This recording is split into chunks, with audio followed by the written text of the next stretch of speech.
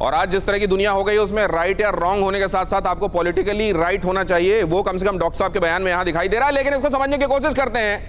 हमारे साथ महादेव जी जुड़ गए हैं, 20 साल तक वो बाबा के साथ रहे हैं। हम जब ये खुलासा कर रहे हैं आपको ये बता दें कि पहली बार एक डिकेड में कोई कैमरा किसी टीवी चैनल का अगर पहुंचा है बाबा के इतने करीब तक, वहां उस जगह जहां बाबा का ये शरीर इस समय है, तो वो टीवी 9 भारतवर्ष है। लेकिन फिर भी उस जगह तक हम नहीं पहुंच पाए जहां ये शरीर संरक्षित है, सुरक्षित है, जो भी आप इसको कहें परिभाषा के मुताबिक।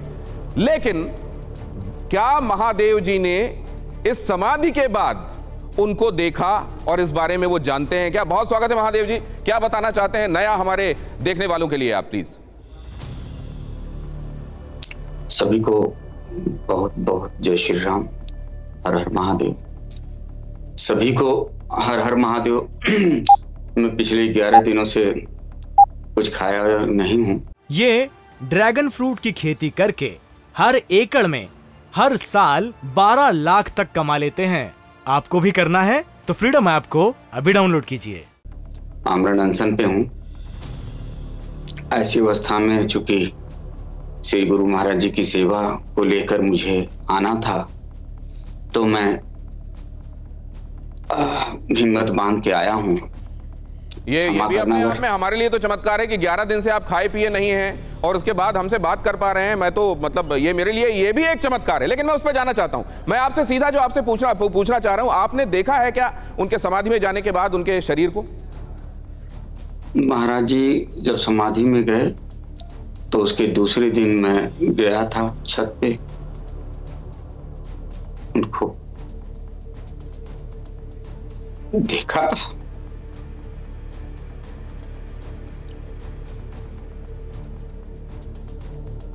उसके पश्चात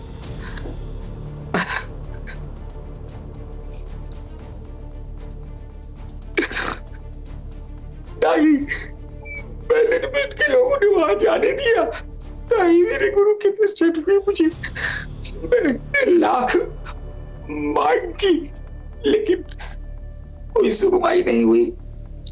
मैं अनशन पे इसीलिए बैठा हूं कि मुझे मेरे गुरु को समाधि से उठाने का एक मौका दिया जाए।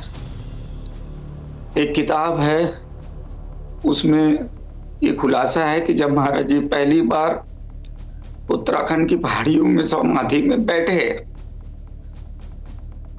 तो उस पहाड़ी का दरवाजा पत्थर से बाहर पत्थर लुढ़क कर आया और बंद हो गया। हम और महाराज जी अंदर समाधि में थे।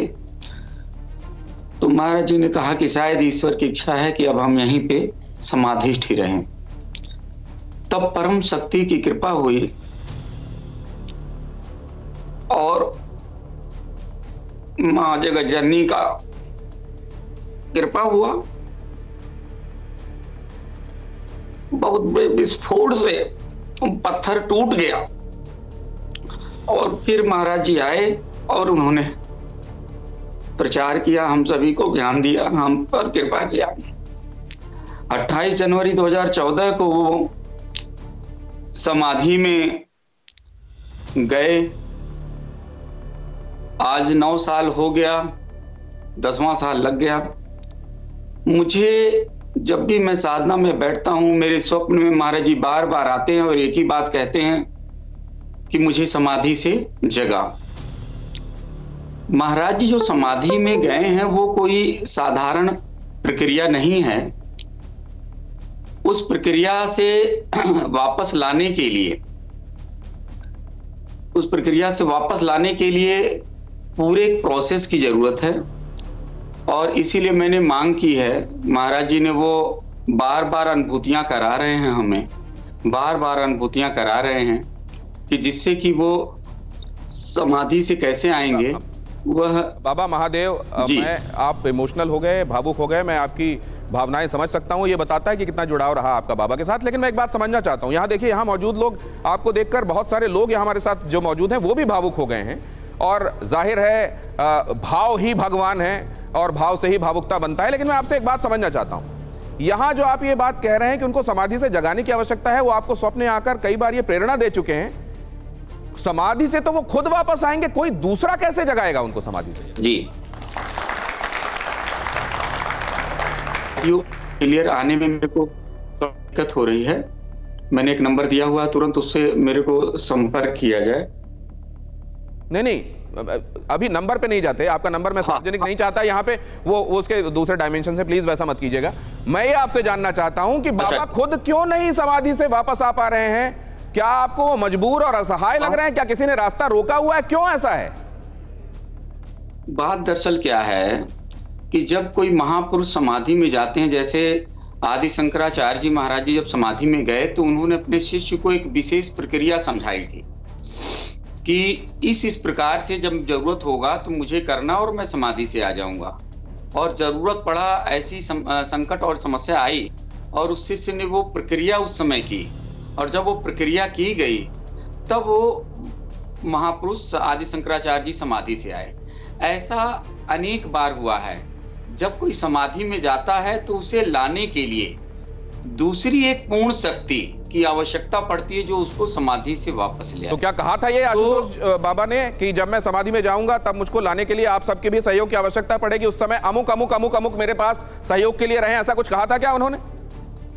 महाराज जी ने सन 2000 में बताया था कि मैं एक समय आएगा मैं आलोप हो जाऊंगा, और कुछ वर्ष पश्चात जब मैं आऊंगा उस समय मेरे आने के कारण कुछ मुख्य लोग होंगे, और मुझे बुला के 2014 में एक दिन सब लोग दर्शन करने आए थे। 4 घंटे कमरे में मुझे समझा रहे थे यही चीज, बाहर लोग दर्शन के लिए इंतजार कर रहे थे।